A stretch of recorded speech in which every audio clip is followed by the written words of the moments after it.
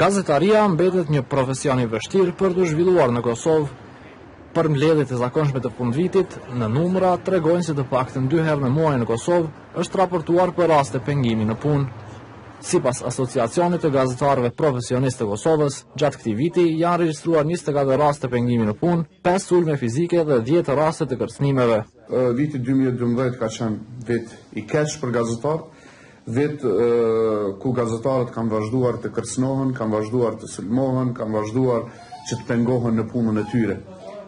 Kryetari i AGPK-s, Arben Ahmeti, ka përmendur edhe nenet 37 dhe 38 si përpjekje për të ndalur fjalën e lirë me ligj, që më vonë u largua nga kodi penal. Edhe çësia në dokumentet zyrtare dhe transparenca institucionale janë përmendur si një prej sfidave në të cilat nuk është arritur progres. Dy mënyrat më të ndjeshme me të cilat pushteti ka tentuar me i kufizu mediat janë një metodë shumë indirekte përmes legjislacionit, ka tentuar me i heq deklaratat e pasurisë së zyrtarëve publik prej websajtit të Agjencionit kundër korrupsion.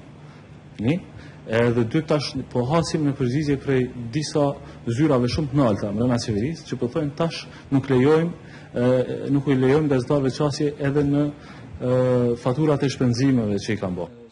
Mustafa, pavarësisht këtyre rrethanave, vlerëson të jetë arritur një nivel i kënaqshëm në gazetarinë kosovare në këto vitet e fundit. Nga shifrat e AGPK-s, viti i kaluar ishte më i keq për gazetarët, sepse më 2011 ishin shënuar 27 raste të pengimit të gazetarëve, ndërsa në mesin e tyre ishin 9 sulme fizike dhe 7 kërcënime.